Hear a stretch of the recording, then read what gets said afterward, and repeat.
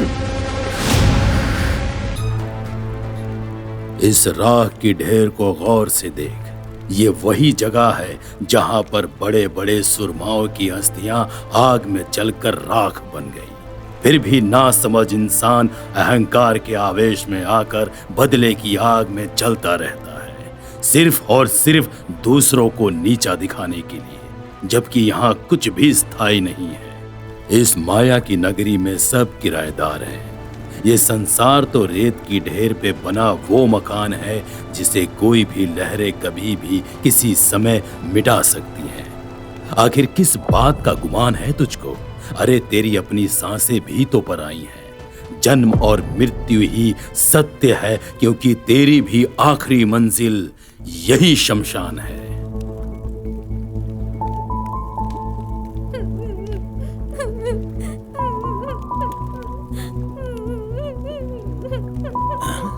कौनो लड़का रोतन का वो शमशान पे।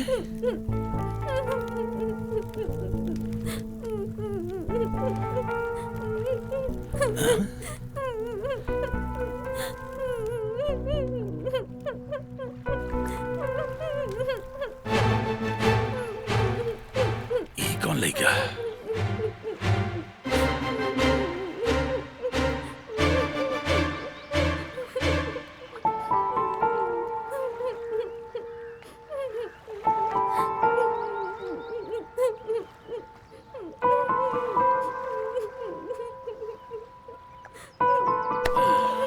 बाबू, ए बाबू, का नाम है? हाँ? रोत काहे बड़ा? बाबू, बाबू, ए बाबू, नाम का बतावा, का नाम है?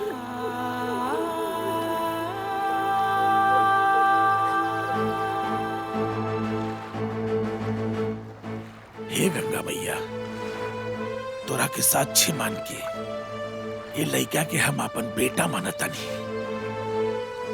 ये अनाथ के बाप के रूप में महंगू चंडाल के एगो साया मिल जाई और हमरे बुढ़ापे के लाठी। आज से एकर नाम गोधन रही, गोधन।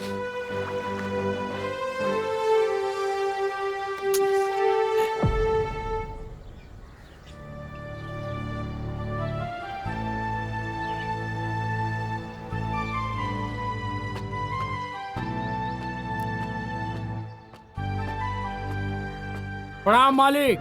प्रणाम प्रणाम। आइए आइए मुनीम जी, बैठिए। ये बताओ मुनीम जी, बिटियन सबकी विदाई ठीक से हो गई ना?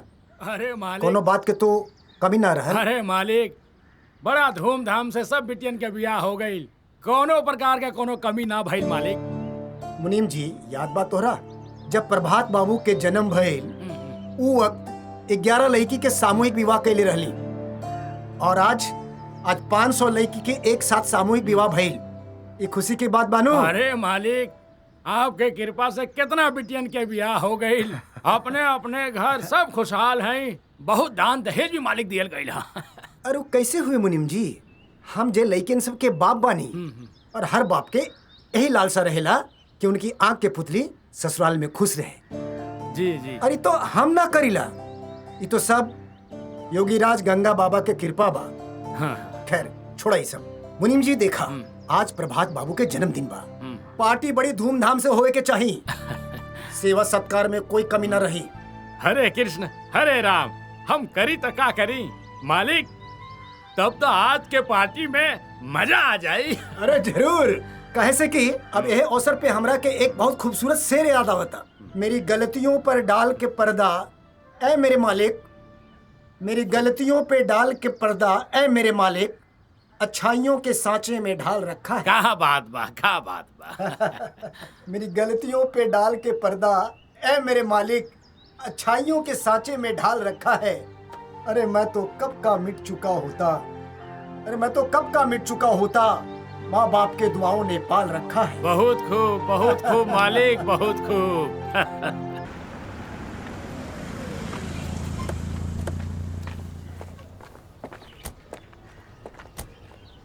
राम राम राम राम राम। हम अपने आप के बहुत भाग्यशाली समझीला, कहे से कि ये गांव के मुखिया के रूप में और बउआ जी के रूप में रउआ लोग के सेवा करे के बहुत बड़ा अवसर मिलल बा। ई तो हमनियों खातिर सौभाग्य के बात बा मुखिया जी। देखा भैया, हमरे पंचायत में अन्याय के कोनो गुंजाइश नहीं खे, चाहे केहू होके। जे गुनाह करे सबके बरोबर सजा मिली, चाहे हमार अपन खून काहे ना होके। जी अच्छा रउआ लोग कहाँ जात बानी? बाजारे जाता नहीं जा, आज बुध न ह, अच्छा, बाजार अच्छा। लागेला। जा जा भैया जा। अच्छा प्रणाम। चलो हो, चलो जा। मालिक, आप तो इंसान के रूप में भगवान बानी। मुनीम जी, तोहरा समझ में ना आई।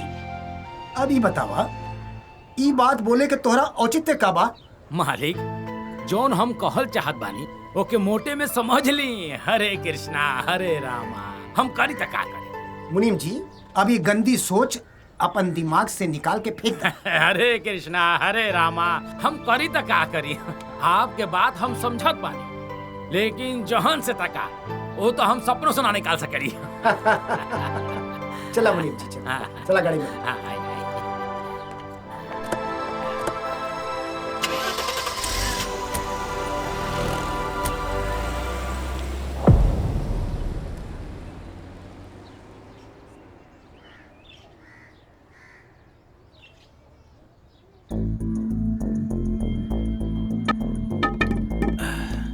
अरे का बात बा बेटा, तोहरा के का भइल?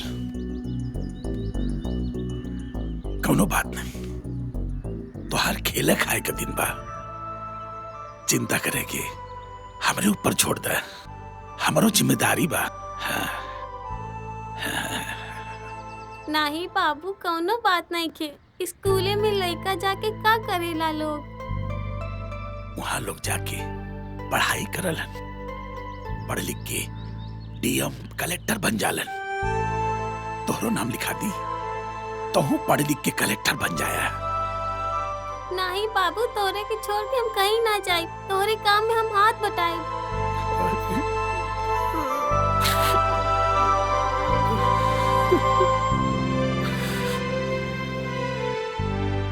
घुरगस पे मरघट पे कुछ पढ़ लिख लेबे तो कुछ बन जाइबे।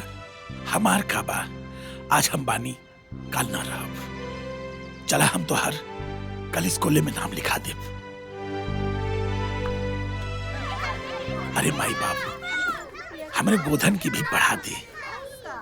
ठीक बा, सोच भी अच्छा बा, पर तो हनी के पढ़ाई करबा सन तो मरघट पे काम के करी। लागत बा कि विद्यालय भी मरघट बन जाए। माई बाप, हमनी के पढ़ाई के अधिकार ना बा का?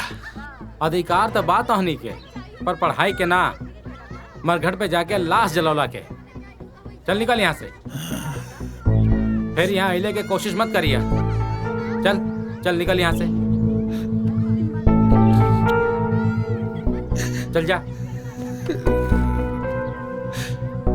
चल चल जो। सुनो तो बेटा, देखा लागत हमानियों के जीवन ऐसा ही खत्म हो जाई। समझा तारा बेटा, यही आगे में चल के समझ ल। लेकिन शिक्षा का अधिकार ना बा, बात सिर्फ घाट पे मुर्दा जलावे का अधिकार बा। चाहे तो बाबू हम तोरे कामे में हाथ बटाए, शिक्षा ना बा तो ना पढ़ब। बेटा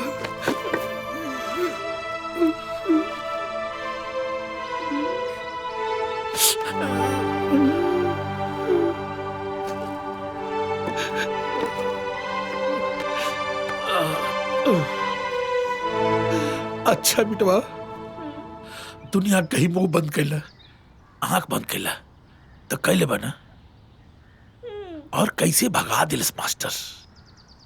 जैसे हमनी के आदमी ना गंदगी बानी दुनिया जवार के, पर केकरा से कहल जाइए, के सुनी।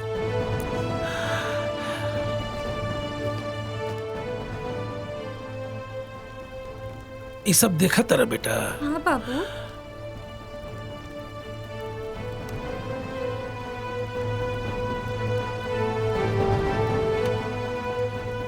यह विधि का विधान बा बेटा।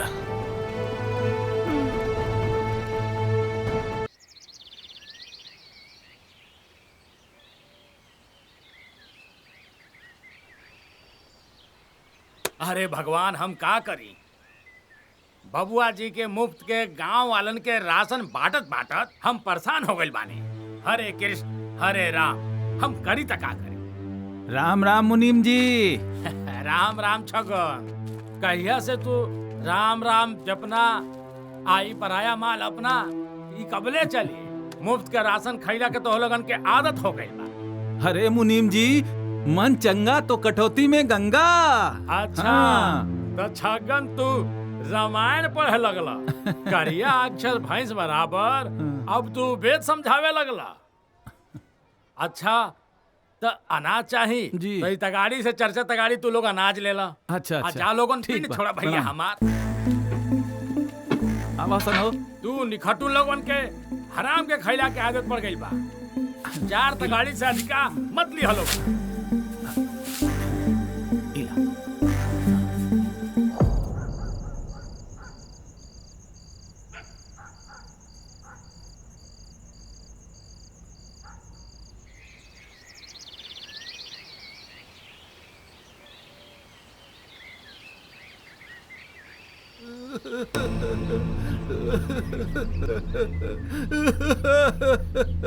महतारी क्रिया कहतारी, मेहरारू के गहना भी खूब बेचते हम।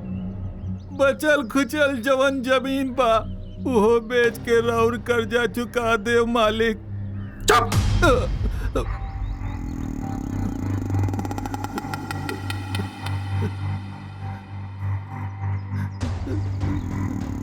मालिक मालिक मालिक का समझ ले बाल रे? हाँ? हमार पैसा सरकारी बैंक का पैसा है? कि जब मन कर जाके मुंह उठा के ले ले बसा और देख भाई नानी याद आई। मालिक, हमरा के कुछ दिन के और मोहलत दे दी मालिक। राउर जितना पैसा बा सब सूद समेत वापस कर दे मालिक। बड़े बाबू यहाँ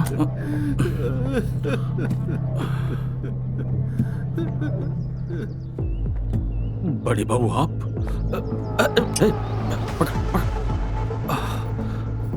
हरे कृष्ण हरे राम, हम करी त का करी? शेखर बाबू, ई गरीबन पे अत्याचार बहुत होत बा। अगर बबुआ जी के दिमाग सटक गईल तो माना तो हर गाड़ी अटक गई। अरे मुनीम जी, ऐसा कुछ ना हुई। बबुआ जी आप तो जानते बानी, लोग बेर केहू पता ना चला और देख बेरी डीजे बज चला और पूरा गांव मोहल्ला के पता चल जाला। शेखर चौधरी, दायरे में रह के काम करा। कहे से कि मर्यादा के उल्लंघन होए से बउआ जी के दिमाग खराब हो जाला। कोठी में आके किसानन के कर्ज का रकम सूद समेत लेके जा। चलो मुनीम जी। जाओ गाड़ी। मुनीम जी, हिसाब किताब सब साफ सुथरा रखा। सॉरी चाचा जी, रात के हमनी से गलती हो गई। एक खातिर हमनी के बहुत शर्मिंदा बानी। लोग शहर में रह के समाज और संस्कृत के भुला जाले कि घर भी एगो मंदिर होला। रात गईल बात गईल बेटा, अब शहर के हवा ही सन बा। हाँ भीमा, घर एक मंदिर हो, हरों में रहे वाले माँ बाप भगवान के मूरत होले और हमार बाबूजी साक्षात होकर मिसाल हवन। देखा हमार प्रभात बउआ के, ये भी शहर में रहेला पर इनके स्वभाव में कौनो परिवर्तन नहीं खे। अरे मालिक, गांव और शहर के हवा में अंतर बा। हमनी के उ देश में रहे वाला बानी जा जहाँ गौ माता गंगा माता के पूजा होला, लेकिन ये लोग पश्चिमी सभ्यता अपना लेहलस। हरे कृष्णा हरे रामा, हम करी त का करी? अब तू कुछ मत करा मुनीम जी, अब तू चुपचाप से बैठ जा। अच्छा बचवा, ये बतावा, ये तो सज धज के सवेरे सवेरे कहाँ जात हवा? बाबूजी, गांव जवार के साथे साथे हम जिला भी आज देखल चाहता नहीं। काहे से कि सुन ले बानी अपना गांव के साथ साथ अपन जिला भी बदल गईल बा। जा बचवा, जा घूमी आवा। जी बाबूजी। भीमा चल। प्रणाम बाबूजी। खुश रहा। चला जा।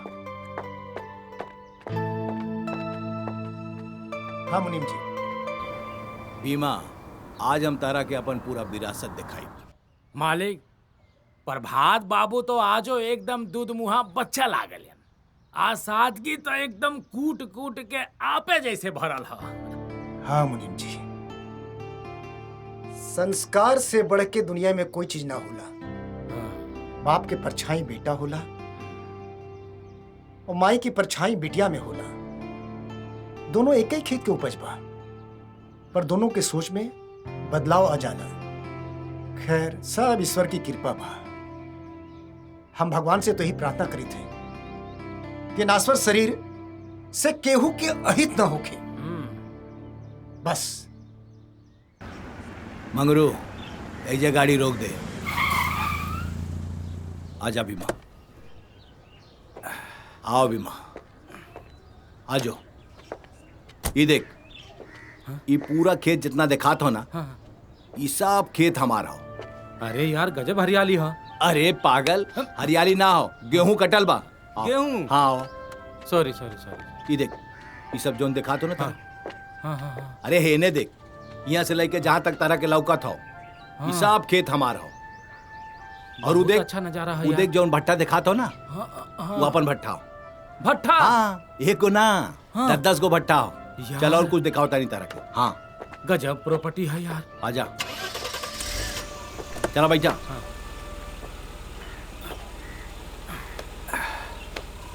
भीमा, हाउ देख, हाउ वो जौन मंदिर दिखातो ना तारा के, वो बड़ा मंदिर भव्य सा। हाँ, वो महादेव के मंदिर हो। वो हमरे दादा के दादाजी बनोले रहलन। अच्छा, बहुत जागृत मंदिर हो। वही जा जौन कुछ मंगबे ते, तोर हर मनोकामना पूरी हो जाए यार। हाँ यार प्रभात बाबू, अपना पास इतना सब कुछ बा, एकरा बाद भी आप इतना साधारण जीवन जिया तनी, साधारण जैसे रहनी एकदम। अरे भीमा, हाँ, यही सब हमारे संस्कार और संस्कृति है। हाँ। बाबूजी ने हमें यही शिक्षा दी है। अच्छा। और आज इसीलिए हम धोती कुर्ता बड़े शौक से पहनते हाँ, वो हम देखा था नहीं कि आप धोती कुर्ता में एकदम साधारण जैसन रहे नहीं। यही हमारा भोजपुरिया संस्कार है। गांव में बहुत प्यारा प्यारा चीज दिखा था यार। हाँ। कितना सुंदर सब कुछ। सोचे वाला बात बा। बहुत खूब, सोचो। और हम सुनले रहनी है कि गांव में बहुत बुरा लोग रहने, लेकिन देख के तो नहीं लागत ऐसा यार। गांव मेरा बहुत अच्छा है, गांव में कोई बुरा नहीं है, समझे। तुम्हारे जैसे शहर के बकलोल आके हमारे गांव को बुरा कहते हैं और बुरा बात सोचते हैं। हमारे गांव वाले बहुत अच्छे हैं, समझे। सही बात बा, माने के पड़ी आपके गांव के प्रभात बाबू। हमारा एक गांव नहीं, पूरे हिंदुस्तान का हर गांव अपने आप में बेमिसाल है। प्रणाम प्रणाम प्रणाम। रउआ लोग कैसन बानी? सब ठीक बा ना? हाँ हाँ, सब ठीक बा। कोई परेशानी? कोनो परेशानी नहीं है मुखिया जी। ठीक बा। बबुआ जी, हमार लड़की के शादी बा, एमे कुछ मदद हो जाए तो बड़ी मेहरबानी होई। ठीक बा मोहन, तोहार बेटिया हमार बेटिया है। मुनीम जी, मोहन की बिटिया की शादी में जौन खर्च हुई उतना रुपया दे दा। मालिक, दिहला में कोनो कसर ना बा। दिहला के बाद लेहला के कोनो हिसाब ना बा। देहला के बाद मिलेला ना, यही खातिर मालिक। हरे कृष्णा हरे राम, मिली तो मिली, ना तो जय सिया राम। सही कहा तानी मुनीम जी। हमार बाबूजी ऐसन दानवीर होवन, सब गरीब लोगन के लुटा के तीरथ पे जाए चाहता रहे। पैसा तो ऐसे लुटावता रहे कि जैसन भगवान के प्रसाद। भगवान खातिर बाबूजी बंद कर दी सब। और ये वैसे हूँ सरकार गरीब किसानन खातिर कितना योजना लाइल बा, और रउआ की सब करे के का जरूरत हो बाबूजी। देखा बच्चों प्रभात, जब केहू उम्मीद लेके हवेली में आवेला ना, तो हम बड़ा फक्र महसूस करेला। और भगवान के आशीर्वाद से हम केहू के नाउमीद ना करीला। और दान पुण्य करे से व्यापार में, बिजनेस में बढ़ोतरी होला और अपन हवेली के मर्यादा भी कायम रहेला। प्रभात, लोग तो यहाँ खाली हाथ आवेला और बउआ जी के हवेली से झोली भर भर के ले जाला। तो रहते में खुश होवे के चाहिए बउआ। का खुश होवे के चाहिए बाबूजी। रउआ ऐसे ही लुटाई तो एक दिन पूरा खजाना खाली हो जाए। खजाना खाली हो जाए? अरे तोहरा भेजे में कुछ ना जाए। जा, जौन मन करे तौन करा। जा।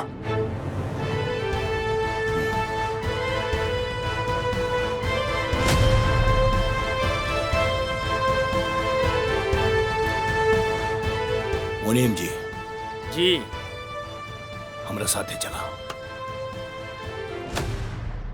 मुनीम जी हमरा के रउआ से एगो बात करे के बा।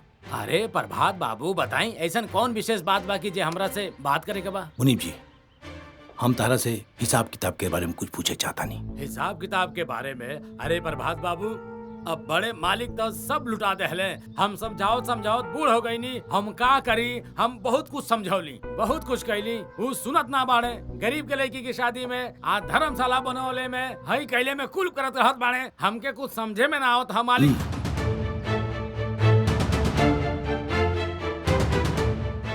बाबूजी अब आपकी नहीं सिर्फ हमारी चलेगी।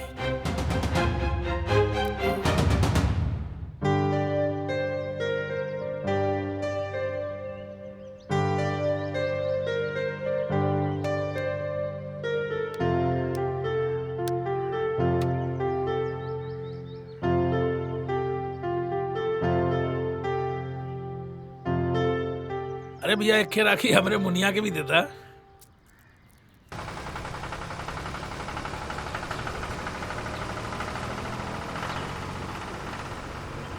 अब ये किसी को नहीं मिलेगा, सब खेत जोत दो, ऐसा मत करी पूरा मालिक। खत्म करो, किसी को दान नहीं मिलेगा, है ना? रहम करी मालिक, हम गरीबन पर रहम अरे करी। कौनो रहम ना। अरे कैसे छोड़ दे तू लोग इतना कर्जा ले ले बड़ा बतावा। अरे ये लोग इतना कर्जा लेना बाकी 7 जन्म लेना भर पाए। हाँ तो यही खातिर। अरे ए मुनीम जी ये लोग के धक्का मार के बाहर निकाला। चल भाग। चला खेत से बाहर। मालिक ऐसा मत करी मालिक, मालिक, अरे मालिक ऐसा मत करी भाग। मालिक, भागिए मालिक। भागिए भाग। अब केहू जाके मालिक के कंप्लेन कैला तक काट डालब हम। ए जाके जोता, ए जाके जोता। चला चला जल्दी आवा, भाग जा, निकल जा खेत से, निकल जा। ये जा दिखाइए ना ये बराबर छोटे करके। मालिक, छोटे मालिक अगर बड़े मालिक रिसाई लगे तो का होई? अरे बड़े मालिक रिसिया लगी है तो हम देख ले, बोकर चिंता ना करा तू। हम जितना कह देनी उतना ही काम करा। पूरा ही खेत जोतवा के सब जाके क्लियर करा। भाई खाता में जितना लोग पैसा ले ले बाड़े, अगर ज्यादा पैसा ले ले बाड़े तो सबके खेत छीन ला। केहू के खेत दे के जरूरत नहीं के, बड़े मालिक से हम बात कर ले। याद रखिए मुनीम जी। ठीक है, हम जतवा के बाबूजी अब आपके दान के बेटारा बंद। बेटवा ये घाट का मालिक आज से तू बाड़ा। ये अधिकार हम दोहरा के देता नहीं और हम काशी जाता नहीं। बाबू मत जा, हमने के छोड़ के, हमने के बाबू कहल जाए। तू तो कहले रहा बाबूजी ये हमने के छोड़ के कब्बो न जाइबा, फिर काहे जाता रहा? हम कैसे छोड़ के जाई अपने चांद और सूरज के, जकरा के आइला से भागुआ के जीवन में अजोर हो गई। कुछ दिन के बाद बा हम जाके आ जाई। फिलहाल हमके काशी जाई बहुत जरूरी बा। बुलावा आइल बा डोम राजा का। काशी घाट पे कुछ दिन काम बा, फिर हम आ जाई। ना काका, हमने के तोहरे सिवा के बा, हमने के छोड़ के मत जा।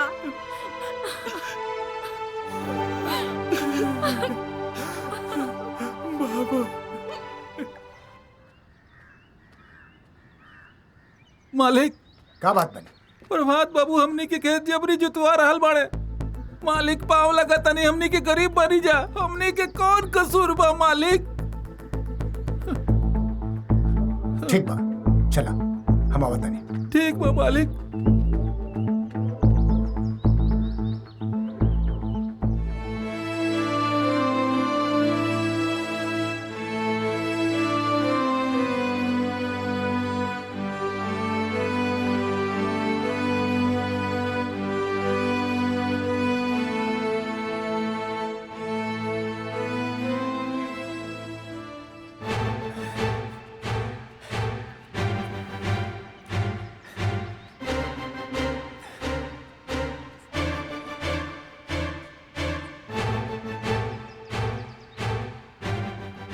भात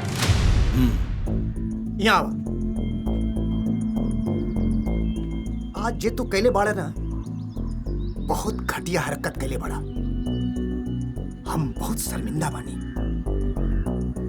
अरे किसान लोग मेहनत करेला और रईसन के थाली में रोटी आवेला। किसान लोग काम करेला और हम रईसन के नाम होला। बाबूजी, ये बात मत भूलिया कि टीका चंदन के लगावल जाला कालिक के नाम। अपना बराबरी वालन के साथे हाथ मिलावल जाला ता सम्मान मिलेला। छोट लोगन के साथे हाथ मिलावला के मतलब अपना सम्मान के ठोकर मारल होला। और जूठन खाए वाला के थाली परोस के ना दिहल जाला बाबूजी, याद रखिया। हाथ रुक जा।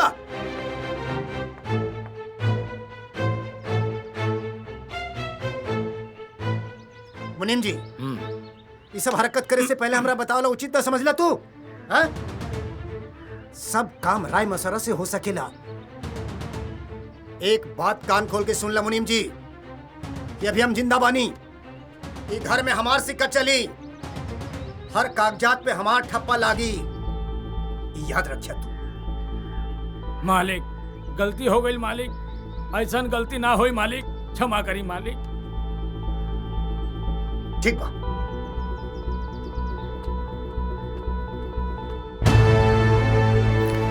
जय हो गंगा मैया, जय हो, जय हो, जय हो।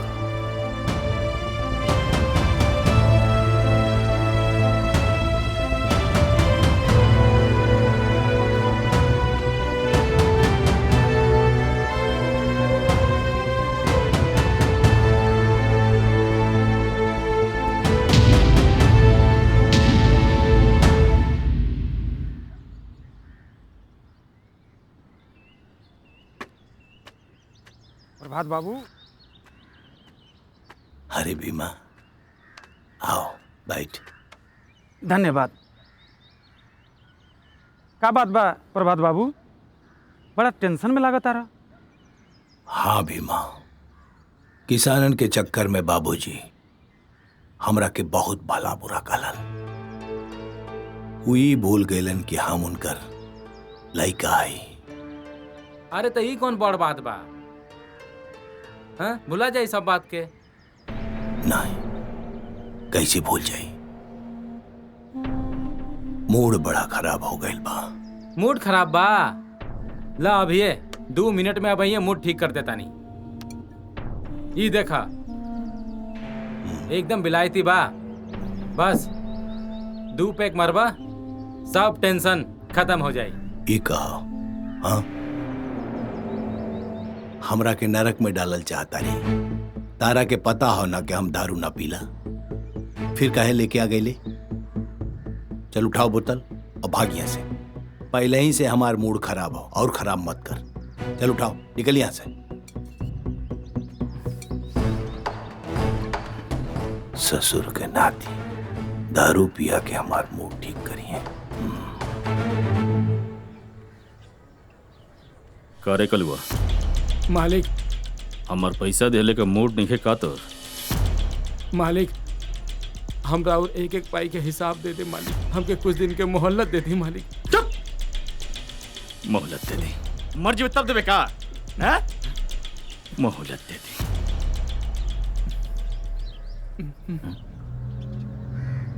है ना? आओ है ना? जी मालिक।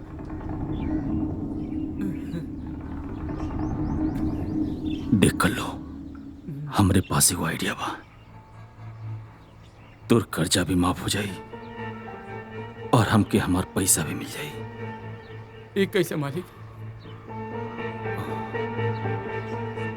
वैसे कि तोरे घर में एगो हीरा जैसन जल पड़ी हुआ, ओकरा के एक रात खाते हमरे कोठी भेज दे। रोरी मुंह से शोभा नहीं के देत मालिक। हम लेकिन के बाप जरूर हैं, लेकिन कोनो दलाल ना है मालिक। ठीक बा, ते दलाल ना होवे, तू जो मर से बांध के। मालिक, हमरे बाबूजी के छोड़ दी मालिक, छोड़ दी। हमरा बाबूजी के छोड़ दी। जौन काम हम करे के लिए तैयार बानी। हमार बाबूजी के छोड़ दी। छोड़ दी तेरे बाबूजी के? हाँ, छोड़ दी। ठीक बा, हम छोड़ दे। बस यू काम कदा हमार हमरे कोठी के सुबह पड़ा था। ही का कहा तानी। गाड़ी रोक। कहे खा बुराई बहु में हाँ? खाली एक रात शेखर चौधरी। अरे प्रभात बाबू कुल का और अलबा हाँ? बोलवा कोनो समस्या होगा? समस्या बा प्रभात बाबू हम बताओ तनी ई जन करुआ बा ना ई कुछ पैसा ले बस सालों से हमार ई तो वापस करत नहीं है तो केहू न केहू के तो देवे के पड़ी ना। कितना पैसा हो तोहार? सब मिला के ये कोई 10,000 रुपया। जी छोटे मालिक। छोड़ दे इनका की। बहुत बहुत धन्यवाद मालिक। धन्यवाद की जरूरत नहीं की। अपना बेटी के ला गाड़ी में बैठा। चला तारा के हम तारा घरे छोड़ दे। चला बैठा। चलो शेखर बाबू हाई पैसा। बैठो।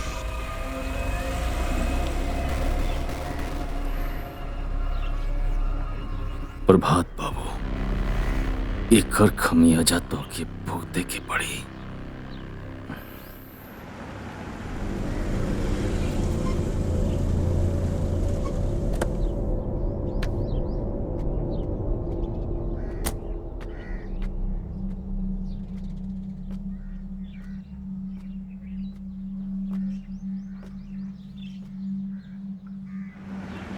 गाड़ो गाड़ो गाड़ो सन सन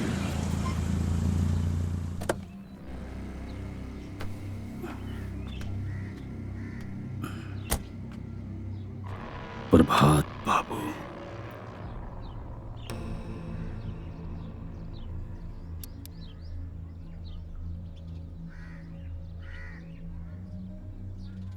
तुम्हारे बाप बेटा की लड़ाई में हम घी डाला दोनों जानी में चरबलवन और हम हाथ से कब तब जाके हमरे गले जाके ठंडक मिली।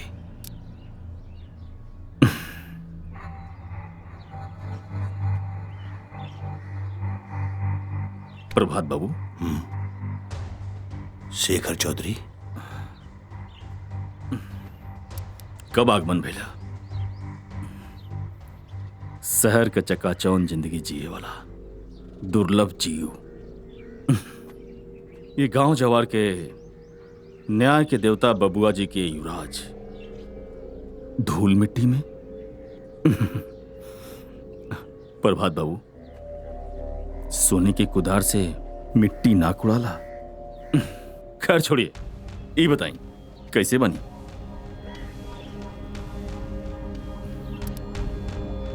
ठीक बानी शेखर चौधरी, बहुत अच्छा बानी। शेखर चौधरी हाथी के दांत दिखावे के अलग होला और खाए के अलग होला। ई तारा समझ में ना आई। सोने के पालना, सोने के कुदार और हाथ में चांदी के चम्मच लेके पैदा होके वाला बड़ा नसीब वाला होला। गांव जवार के धूल मिट्टी से तुलना ना कह जाला। हर पगडंडी से निकल के जाए वाला रास्ता शहर की तरफ जाला। एक गांव से शहर बसेला, शहर से गांव ना। गांव के मिट्टी में ही माई के ममता के खुशबू आवेला। ही तारा समझ में ना आई।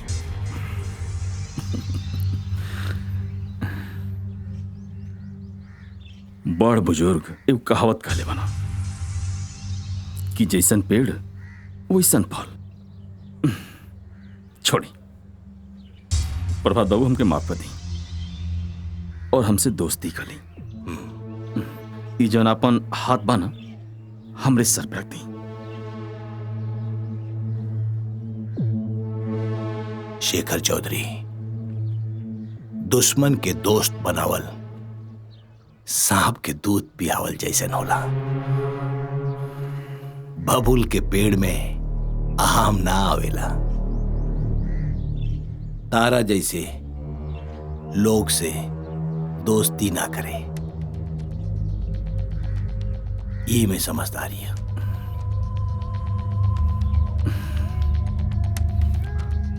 प्रभात बाबू, सुननी है कि कल बाबूजी से कुछ कहा सुना होगा आपको?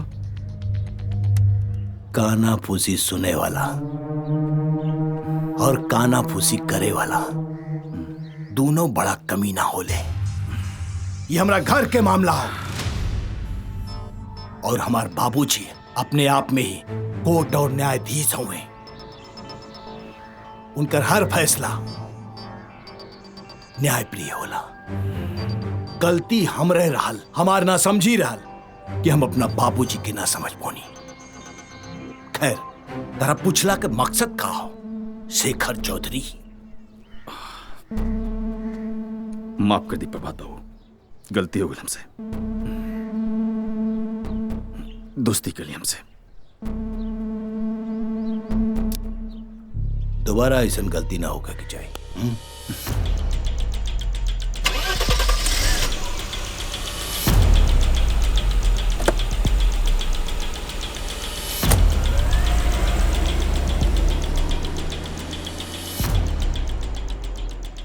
दोस्त दुश्मन का वो दोस्त ना होला। गलतफहमी में अक्सर लोगों के जान चल जाला। अंगुरी पकड़ने के बाद पहुंचा कोनिया पकड़ल जाला।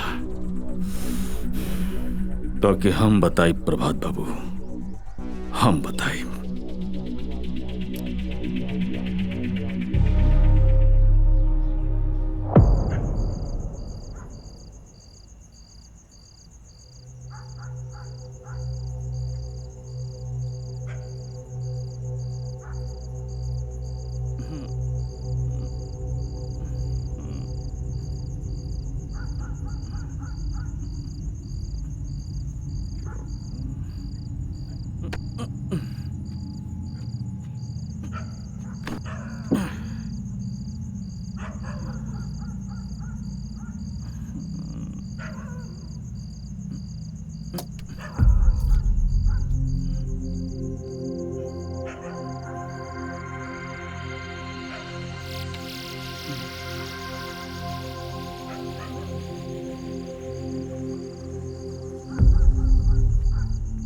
मालिक, बात तो समय से परे बा। रोज रहुआ दारू पियत रहनी, आज ही कोल्ड ड्रिंक का है। धर्म के परिवर्तन भइल तो देखले रहनी, लेकिन ई कैसन परिवर्तन ह?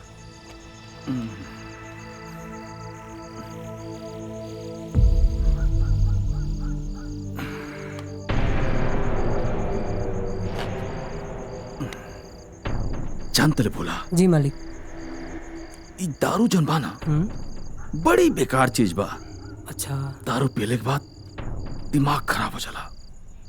मन में बेकार बेकार जौन बाटे आवेला। और ई कोल्ड ड्रिंक्स पीले से जी मन में ना कोनो बेकार ख्यालात आवेला, ना ही दिमाग कोनो फालतू चीज सोचेला। अच्छा। और एक ही पियले से भी मन तृप्त हो जाला। जी मालिक। तो दारू बा खराब जी, और कोल्ड ड्रिंक्स बा अच्छा। अब तोरा क्या करे बा? जी बताई। हमारे को काम करे बा। बोली ना। काम ही करे बा। हाँ।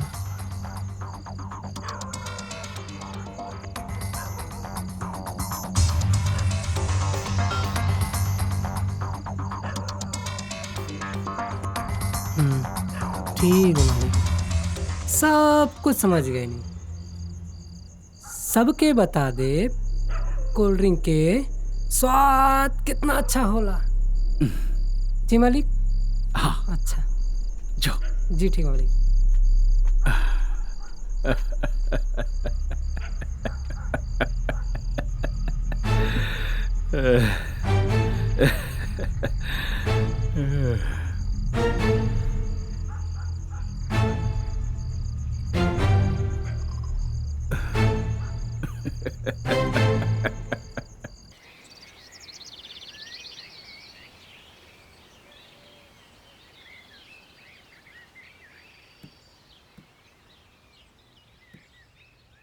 अरे भैया, इतना दिन से कहाँ रहला? कुछ ना। हम्म।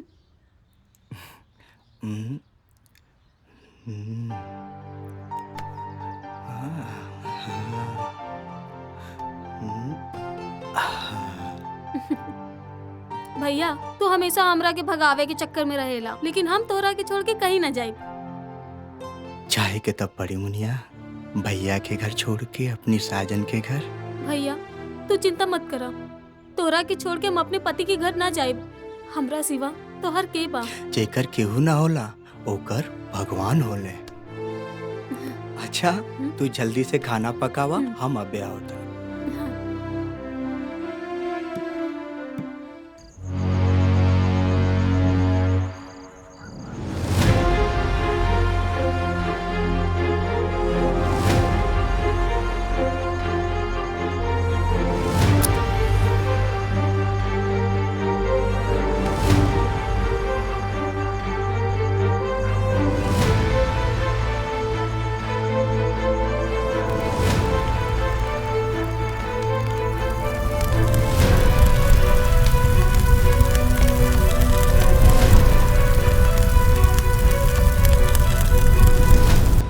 मालिक, हमनी सब जना के खेत जोर गईल मालिक। हमार 4 कट्ठा जमीन रहल वो जोर गईल मालिक। हम बानी ना, का करी हम? तू लोग चिंता मत करा, हम बानी ना, हम सब देख ले।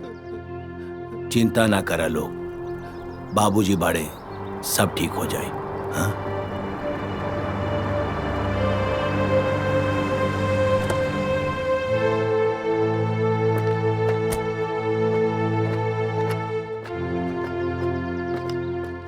प्रणाम बबुआ जी। प्रणाम प्रणाम दरोगा जी, आई। बबुआ जी, केहू के ऊपर संदेह या शक बा जे ई कारनामा कर सकेला? दरोगा जी, बहुत दुख भरी घटना हो। गरीब किसान लोगन के खेत जला के उनके मुंह से निवाला छीन लियल गयल बा। रउआ के छानबीन में अगर हमार कोनो मदद के जरूरत हुई तो निसंकोच बताइया। हाँ दरोगा जी, ये कोनो छोट बात नहीं थी, बल्कि आवे वाला समय के लिए बहुत बुरा संकेत बा। हमार दुश्मन सक्रिय हो गईल बा, हमरा के नीचा दिखावे के खातिर। पर घबराए के कोनो बात नहीं थे। हमनी लोग ओकरा के पताल से नीचे से खींच के निकाल ले, है ना बेटा? हाँ हाँ बाबूजी। बाबूजी, हमरा के वो दिन के लिए माफ कर दी जौन हमी गरीब लोगन के बारे में रउआ से बुरा वाला कहनी।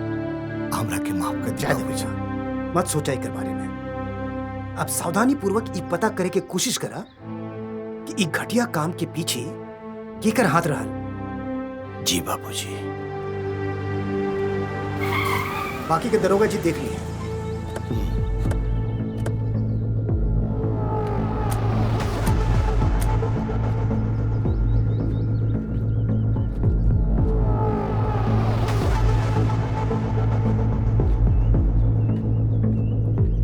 बाबूजी प्रणाम। खुश रहा। बड़ा दुख भइला जब हमके पता चलल कि गांव वालन के सारा खेत जल गए। जैसे मालूम पड़ा भागल भागल निया। कुछ पता चलल? दरोगा साहब, कुछ पता चला है कि कैसे लागल है आग? कोनो शॉर्ट सर्किट या फिर? शेखर चौधरी, गुनहगार हमेशा गुनाह के छुपावे के कोशिश करेला, काम अपने करेला और सबूत दूसरा पर छोड़ेला। और कानून से बचल मुश्किल ना, नामुमकिन बा। अभी हम चलता नहीं। प्रणाम। प्रणाम। चलो।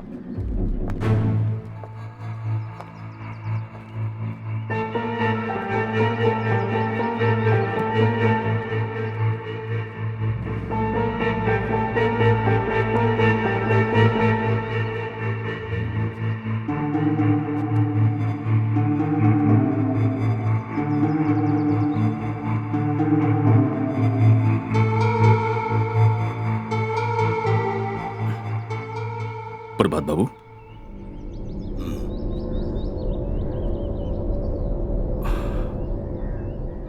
देखा ना, काले हमने दोस्ती भइल और आज किसानों के खेत में आग लग गई। लगा था कि फिर से हमने बीच में कोनो शकुनी आ गई बाटे। शकुनी केहू भी होके, बाकी हुआ हमरा नजर के सामने बा, हमरा ही खेमा में। तो प्रभात बाबू बताइए ना, उस ससुरा का हम टेटुआ दबा दे। कहीं वो शकुनी तू तो ना आव। अरे प्रभात बाबू, कैसन बात करते हैं आप? हाँ? और आपके हम पे विश्वास नहीं किया ना, तो एक काम करी, ले है ले, अब मार दिया हमको। अरे हम तो मजाक करत रहनी, रख लायक रख, तू तो दिल पे ले लेला। हाँ प्रभात बाबू, आप तो मजाक करता नहीं है, इन्हें तो जान निकल गया। अच्छा, हम बहुत डिस्टर्ब बानी, तू जा, हमनी के बाद में मिला जाए। जा।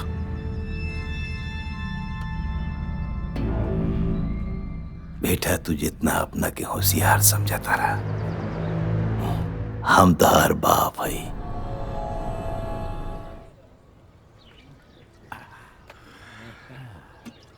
कहानी तो के तो हर काम हो जाए, हमके टेंशन मत दे, बार बार फोन मत कर हमके, ठीक बा? रखा पा। अच्छा आइयो, चढ़ गई लो ढेर। का हो? ये बतावा, तू कल पानी भरे ना आयल रहल? हाँ, ऐसे ही कुछ काम रहा। कोनो बात रहे का? कहो सखी, एक बात सुननी है। बोला ना, का सुन लू है? हाँ, वो रिश्ता तोहर पक्का भइल रहे ना? हाँ, अब का बताई तोहके? हाँ, तो ओकर का भइल? पक्का भइल कि ना? ना भइल हो, तू पानी संभाला। आज तो तोसे गगरी के पानी नहीं संभला था। अक्सर जवानी में छटकेला। अच्छा, कल कहाँ प्रोग्राम है भैया? का कहत रहा? पिया पिया, अरे कोने को उठाओ? अरे कोनो के उठावे के होई मर्दवा, उठा लियल जाई। हाँ ना, पता हम बताऊनी ना। हाँ, हाँ, ये लड़की का चीज भी है भाई। कोई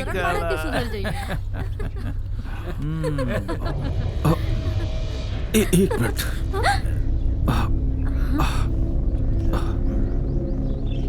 तो हम लोग देख के प्यास लग गई बाटे, तनी पानी पिया दे का पानी।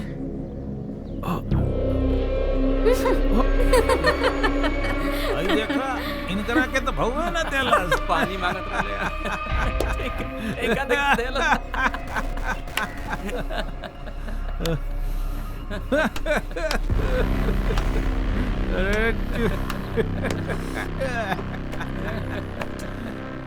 ऐसे कहिला, तू लोग बात कम करा लोग।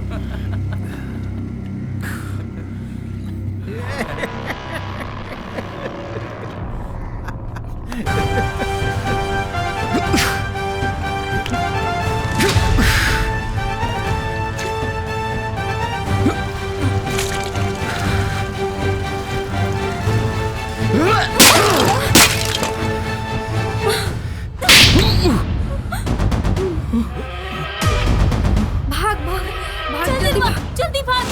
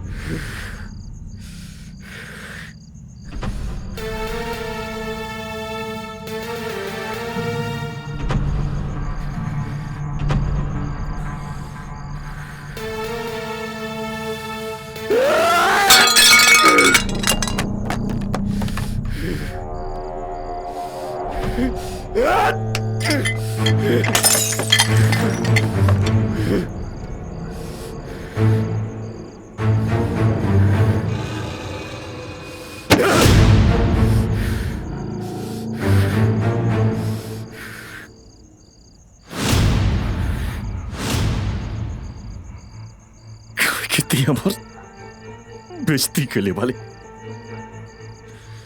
इन नासूर बन के हमके चुभ रहा बा। आगे तोर रात तोरा खाती बहुत भयानक हुई, बहुत भयानक हुई।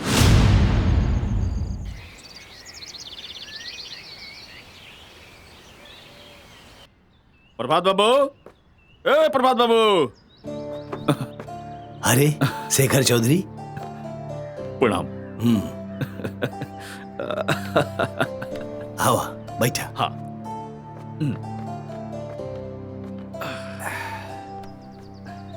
और सब खैरियत बना? शेखर चौधरी, सब खैरियत बा तबे ना हवेली में बानी। और एजा आवे के तार मकसद का हो? अरे कोनो मकसद ना, हम तो भगवान से यह दुआ करनी हमरे दोस्त के केहू के नजर ना लागे।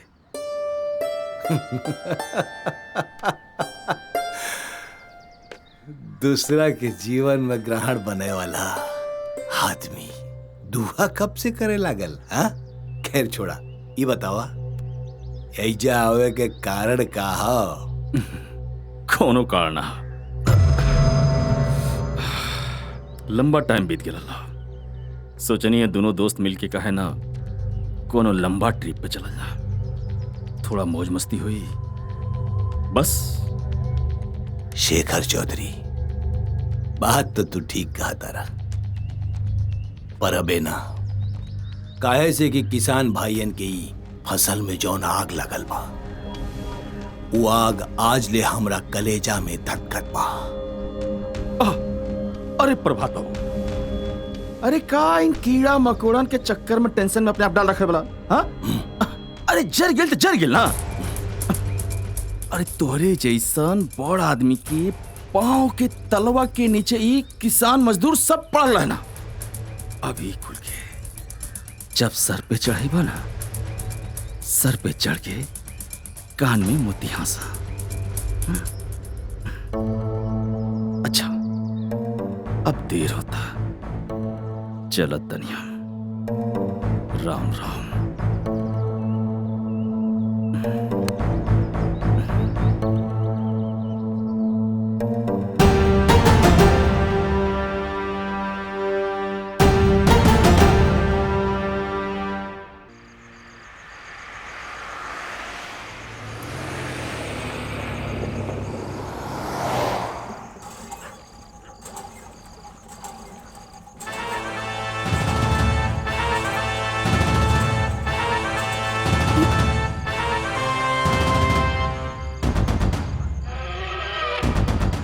भगवान, इतना रात के ही सब ऐसा।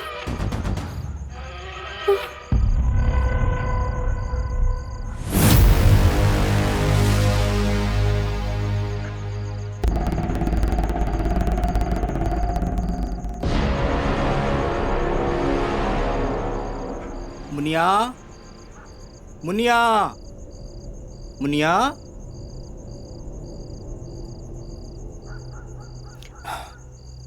कहाँ चल गए मुनिया? मुनिया इतना राती के कहाँ जा सकेले? मुनिया, हे भगवान, हाँ, ये सब का हो गई? मुनिया,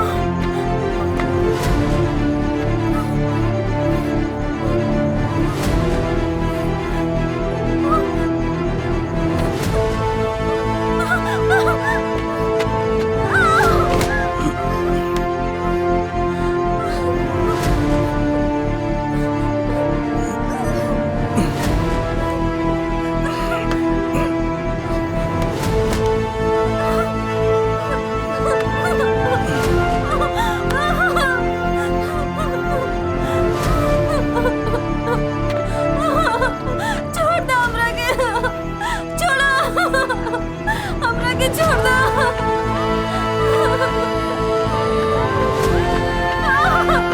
छोड़ो हमके छोड़ो छोड़ो हमरा के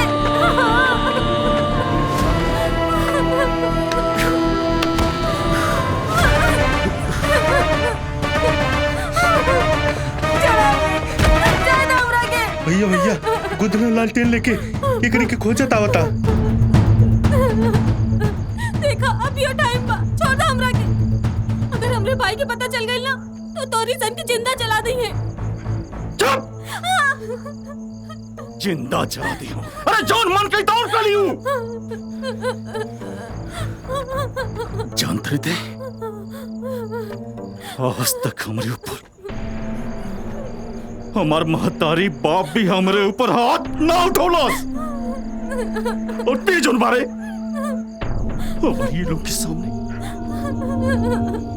हमारे लोग के सामने हमारे ऊपर हाथ उठा दिले।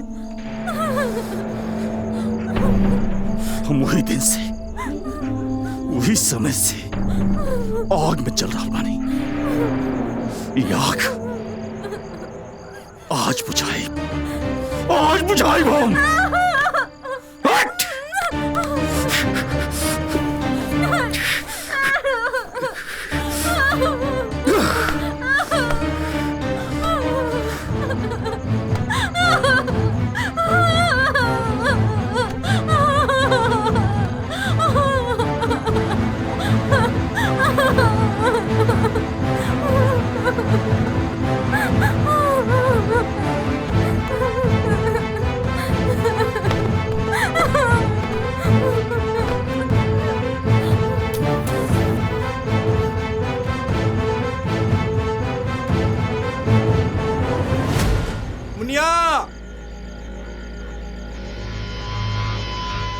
मुनिया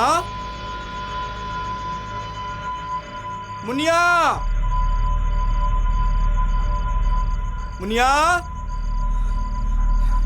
मुनिया मुनिया यही सब यहाँ कैसे? कौनो के आवाज आवता का रे? लगाता कि गुदना आवता।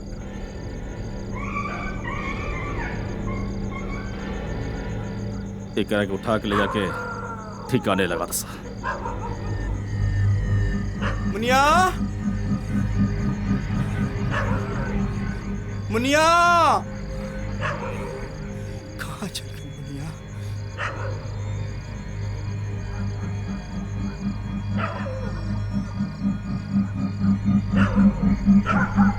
मुनिया हे गंगा मैया मुनिया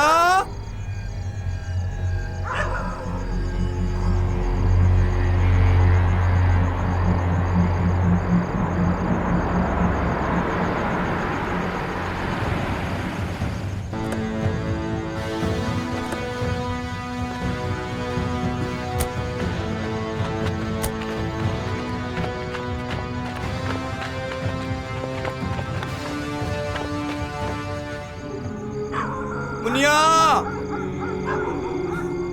मुनिया मुनिया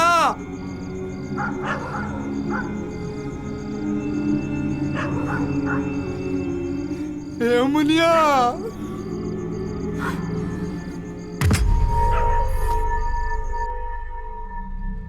भाई देख हमरा बहुत भूख लगल बा, तो जवन सुबह खैले रहे जा वही के ऑर्डर कर दा। भूख तो हमरो लागल बा, रुक देखा तानी का बा और ऑर्डर कर देता नहीं। हमार टेंशन में सर फटल जाता और तोर कुल जन वाला सब पेट धोले वाला सा। वो तीनों भेजने की लड़की की जाग ठिकाने लगा था, लेकिन अभी तक कहाँ बांध सा कुछ पता नहीं है। एक काम कर, फोन लगाओ तो।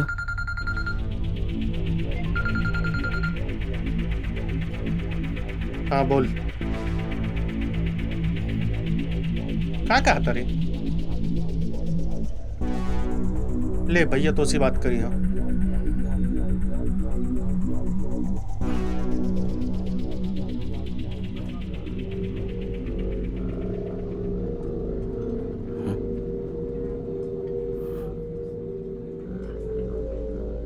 फोन छोड़ दिला सा। हे भगवान। अरे पागल हो गुलबा से का तुरकुल, हाँ? तुरकुल के मालूम बा क्यों हाथे लग गया था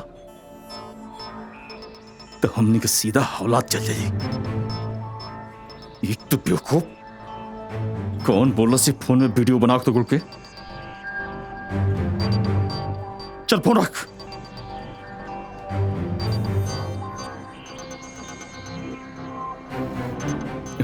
अब का हुई भैया?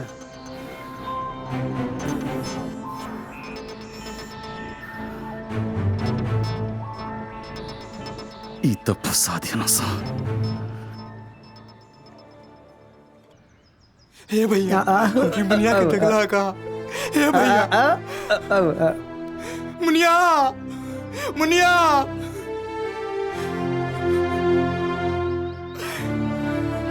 मुनिया हे मुनिया तू कहाँ चल गई लो?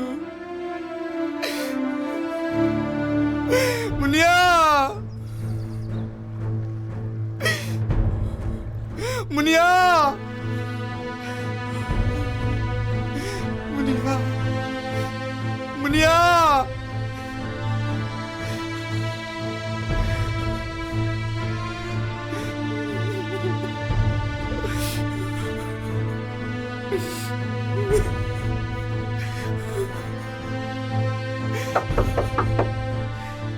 ए चाची कहा बोला मुनिया के देख लू का? ना बाबू, मुनिया के तो ना देखनी हा।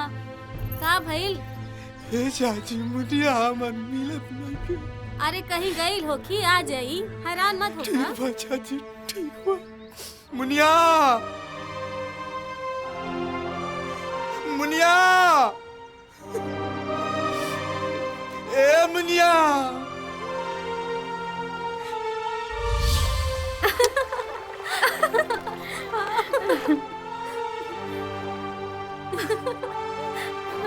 कितना बढ़िया लागेला ना नदी के किनारे, ठंडी ठंडी हवा ला।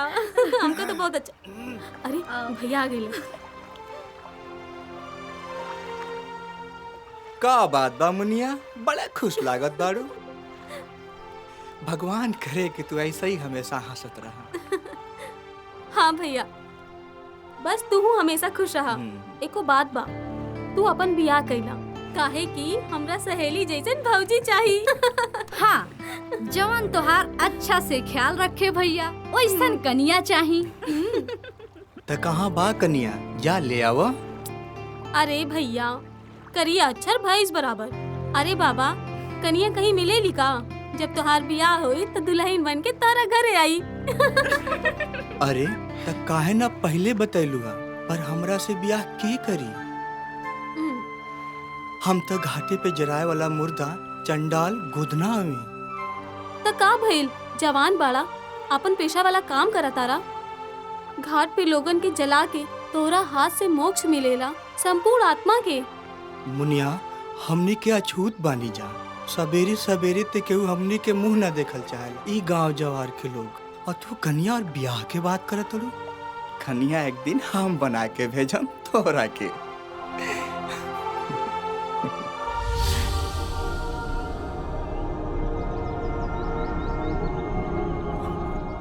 मुनिया ए मुनिया मुनिया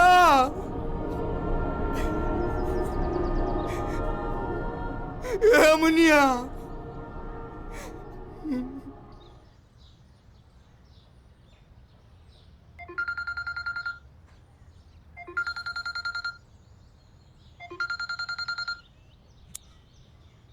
और प्रभात बाबू और हमार कॉलेज के दुश्मन बोल का कहा तारे? कौन शुभ समाचार सुनाओ तारे? हाँ बोल, वैसे ते कहाँ आज तक शुभ समाचार सुनौले? हाँ? अरे प्रभात बाबू, कब तक जूता भिगो भिगो के मारा बाप हमके? हाँ, ये सब छोड़ी और बताई, गांव जवार का हाल चल बा? गांव जवार के लोगों के बीच में सुख शांति सब बना? अरे गांव जवार के चिंता कब से तारा के हो गई। गरीब लोगन के मुंह से निवाला छीने वाला कब से गरीबन के बारे में पूछे लागल। खैर छोड़ा, ये बतावा वापसी कब हो? और हाँ, दीपक कहाँ बा? अरे छोड़ी नहीं दीपक उपक के।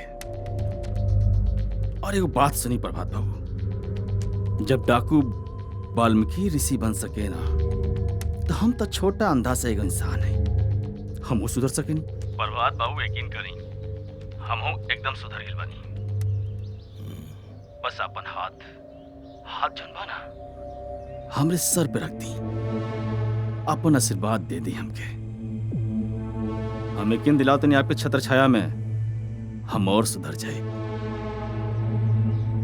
अपन आशीर्वाद देते ना। हाँ, आशीर्वाद इंसान के दिहल जाला, शैतान के ना।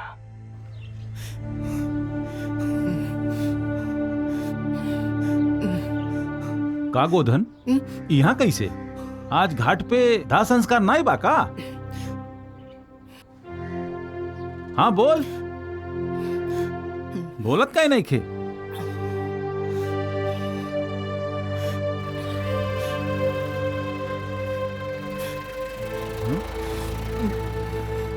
घाट पर रहे वाला आदमी एजा बा, कुछ तो बात जरूर बा।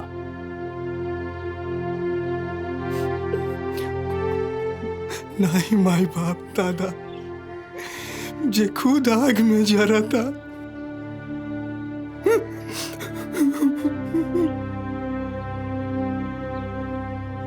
हमार दुनिया उजड़ गइल बा। हम का करें? घाटी पे मुर्दा जलाए वाला गुदना जिंदा जरूर बा, पर आगे में अपनी मुनिया के बिना में जरत बा। मुनिया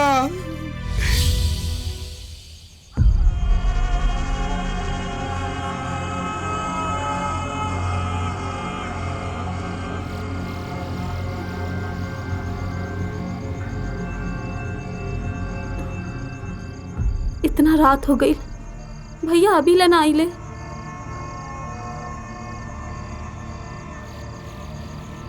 कहाँ होखिए भैया?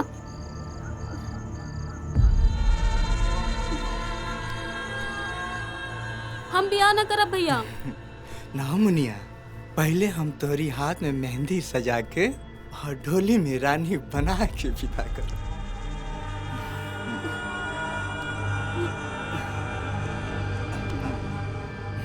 हमार बहनोई राजा घोड़ा पे चढ़ के यानी गाजा बाजा के साथ एक गोदना के दुआरे, और हम खूब धूमधाम से विदा करब। और तुहार राखी के आबू गोदना की घर अपनी भैया के राखी बांधे। हमके ओई दिन के तोहार इंतजार में। हम ना जाए तोहरा के छोड़ के, और तू ज्यादा परेशान करबा ना तो हम तोरे से बोलब ना, हम तोरा से रूठ के बहुत दूर चल जाए। अरे पगली, ये तो दुनिया के रीत रिवाज बा, जेके निभावे के पड़ी। हम तुहार भाई आई, कसाई ना, और तुहरी रहला से ते पूरा घर द्वार स्वर्ग लागेला।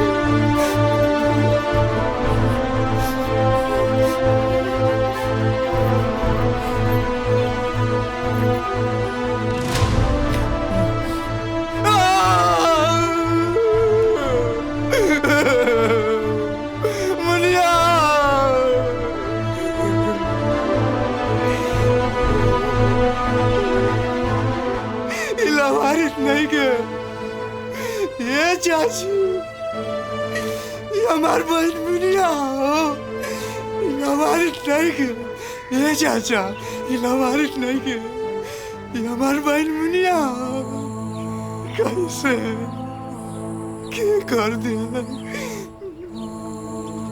तू हमारा के छोड़ के ना जा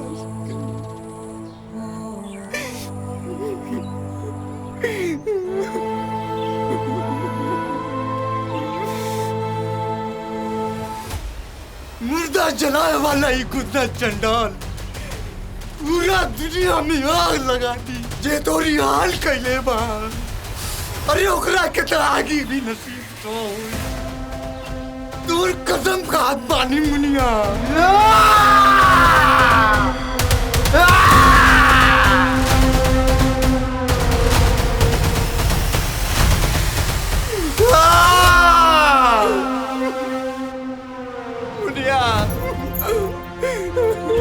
कर दिया मुनिया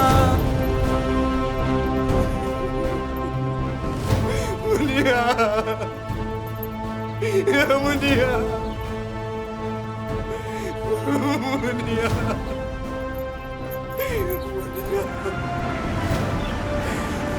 मार मुनिया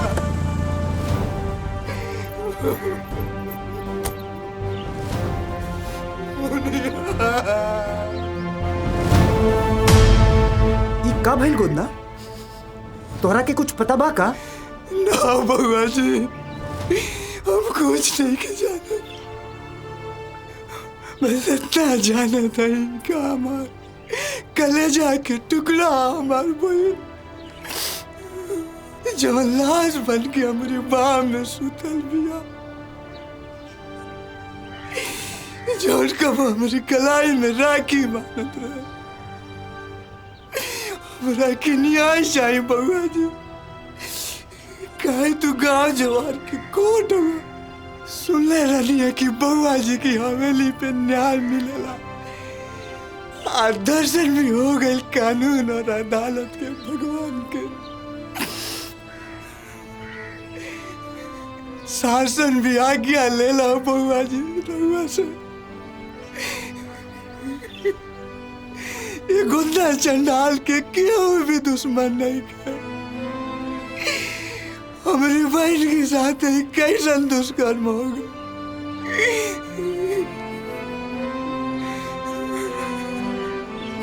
गुदना दुश्मन जे भी होके वो हमार दुश्मन हो आबरू तोर बहन मुनिया के लुटाइल बा लेकिन छीटा हमार हवेली के मान प्रतिष्ठा और मर्यादा पे उड़ल बा और हमरा बाबूजी के सम्मान पे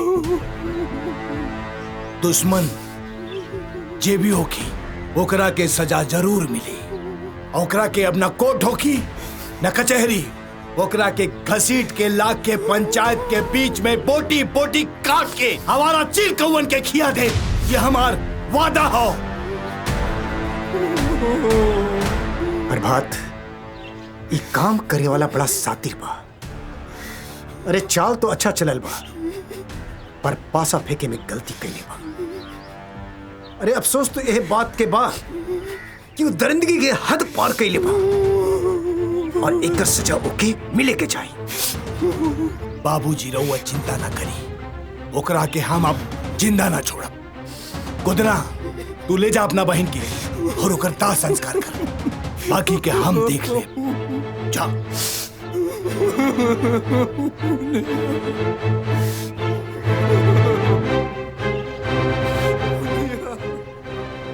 आए बाबूजी, चलो चलिए।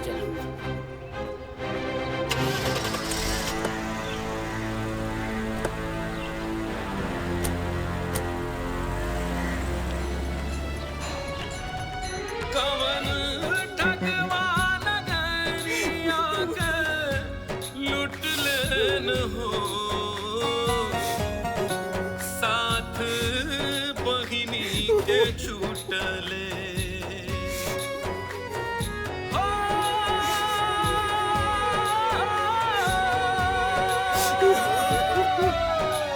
कवन ठगवा नगरिया के लूट लेन हो साथ बहिनी के छूटले।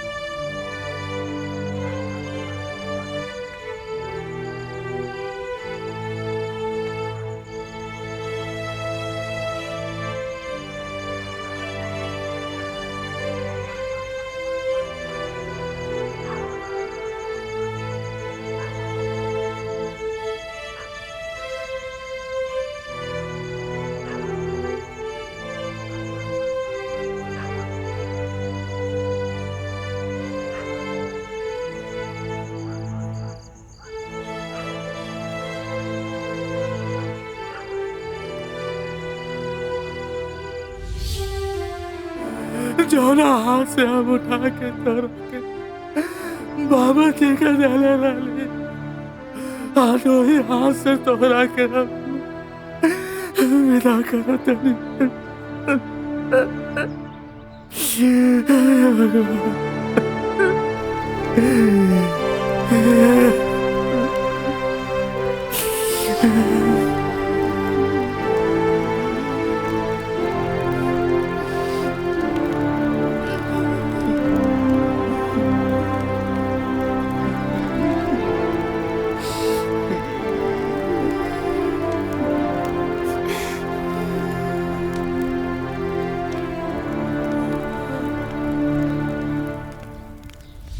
हम बियाह न करब भैया।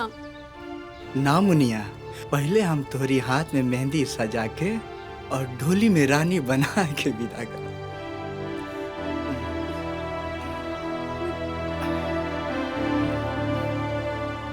और हमार बहनोई राजा घोड़ा पे चढ़ के गाजा बाजा के साथ गोदना के दुआरे और हम खूब धूमधाम से विदा करम।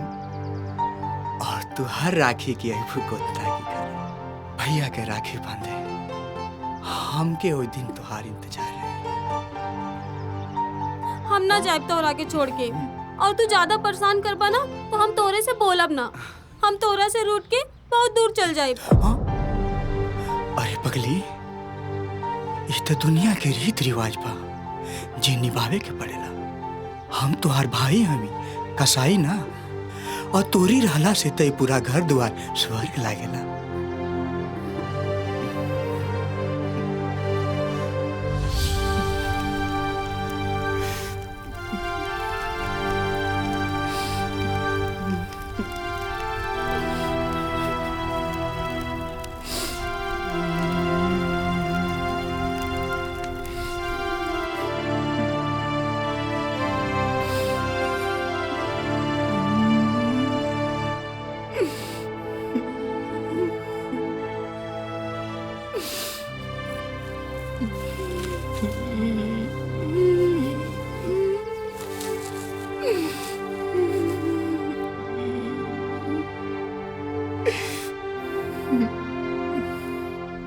तोरा अस्थि के राख के जब तक गंगा जल में प्रवाहित ना करम,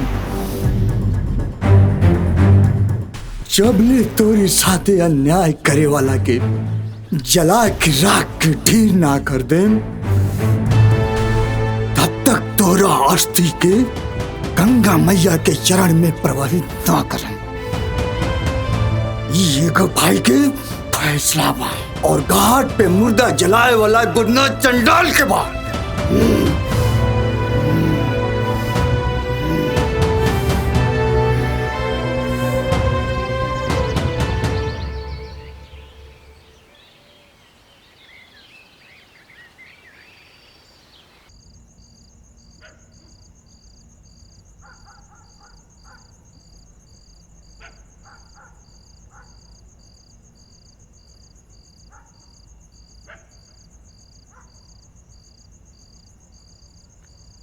गोधन भैया।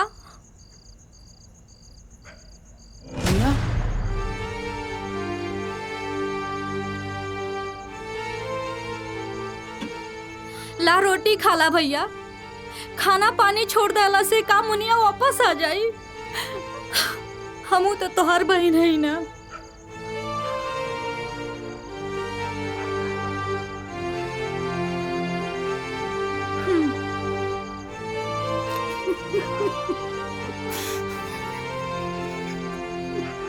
ना भैया। जिरवा मुनिया तो कहत रहे कि हम ताके छोड़ के कबो ना जाए। तही कैसे? ना रोवा भैया। हमनी के आंसू के कोनो कीमत ना है भैया। काहे से कि हमनी गरीब बानी ना, और गरीब के आपन आंसू खुद पोछे के पड़ेला। काहे कि हमनी के जीवन कीड़ा मकोड़ा के बाना ना। सही कहलू जिरवा। हमारी मुनिया के वो सब हमसे छीन लेला सन, और हम कुछ ना कर पाएंगे।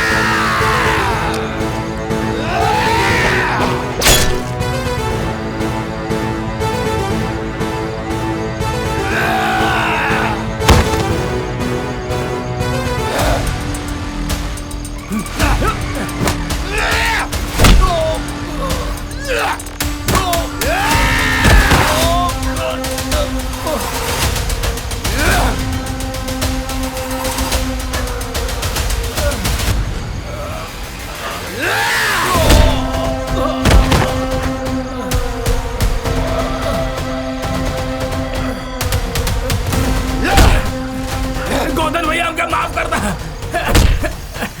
गोधन भैया हमार का गलती बा। गोधन भैया, गोधन भैया हमके माफ कर दा। गोधन भैया गलती के लिए तो अंजाम ना सोच ले। गोधन भैया माफ करे वाला दुनिया में नहीं के, साफ करे वाला बा।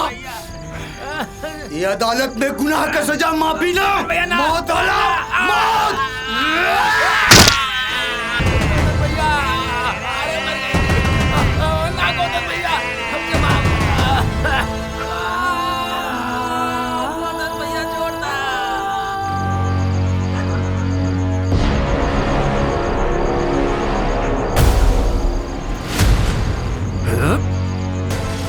मार देख रखे।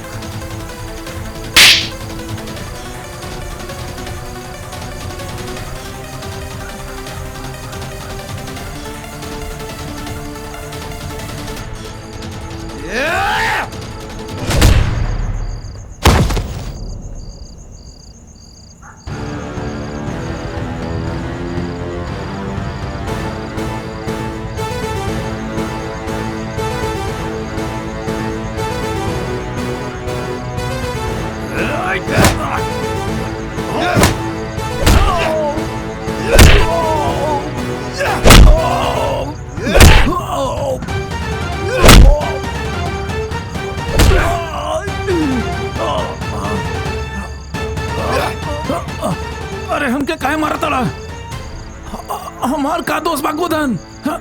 छोड़ दो हमरा के, हम कुछ नहीं के लिए, कुछ नहीं के लिए, छोड़ दो गोधन। हमरा के छोड़ दो। मरगट के मौत बन के आइल बानी। रात बताए वाला दुनिया में क्यों नहीं के? रात के सजा देने वाला गुनाह के हिसाब किताब करा था।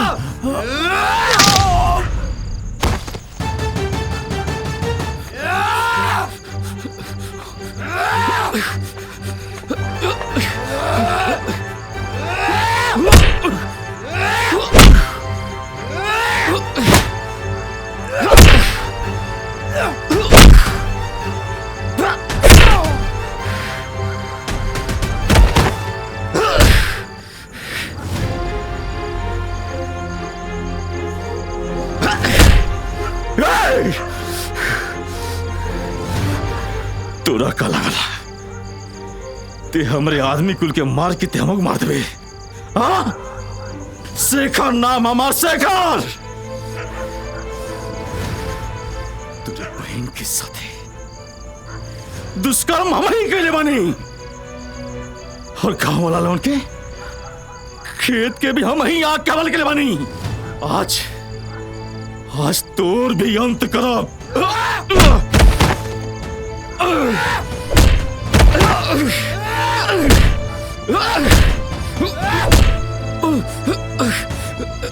छोड़ो हमरा के। अरे चुप! कैसन माफी, कैसन जान के भीख, कोनो समझौता ना।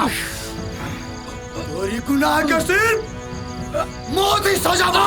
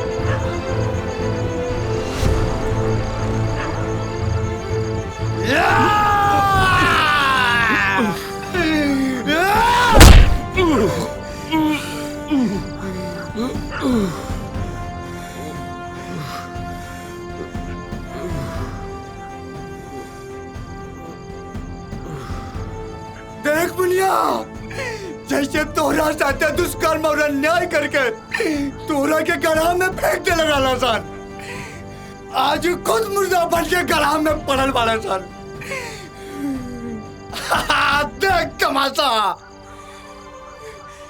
देखा गांव जवार के लोग गुदना अपन गुनाह कबूल करा था, लेकिन हाँ हमरे लगे एगो सबूत बा। देख लो, हमारे लगे एगो सबूत बा, देख लो।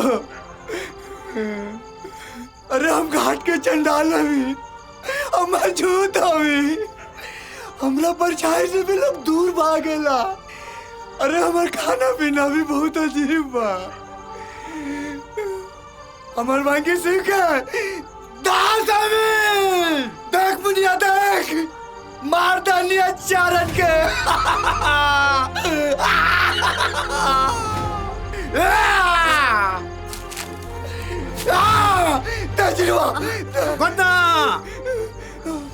बहुत खूब, बहुत खूब, बहुत खूब, बहुत खूब गोदना।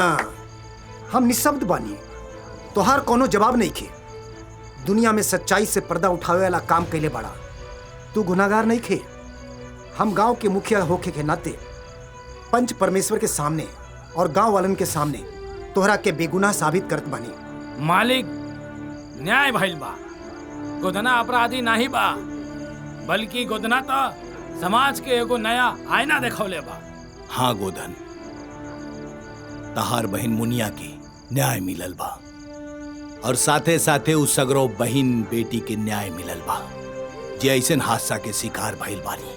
आगे से कौनो भी पापी ऐसन कुकर्म कैलस तो ओकरा संगे यह होई, न जेल न बेल, सीधा महादेव से मेल। हम गोदना के निर्दोष साबित कर देले बानी।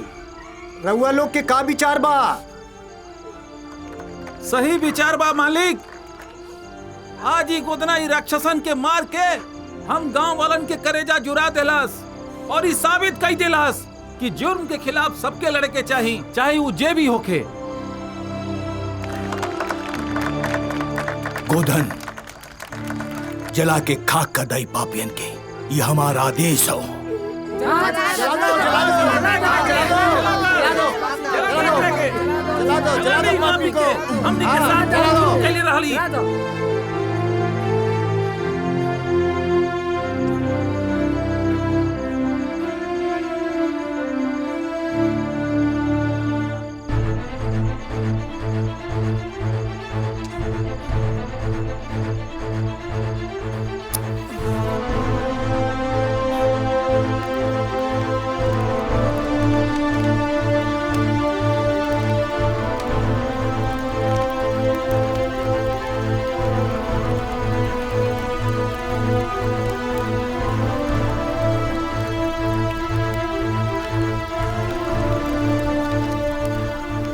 बुरा काम के बुरा नतीजा होला, ना माना त का के देख। जे जे कैले बाटे भैया, ओकर ओकर घर देख।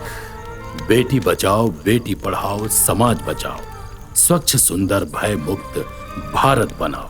जय हिंद, जय भारत।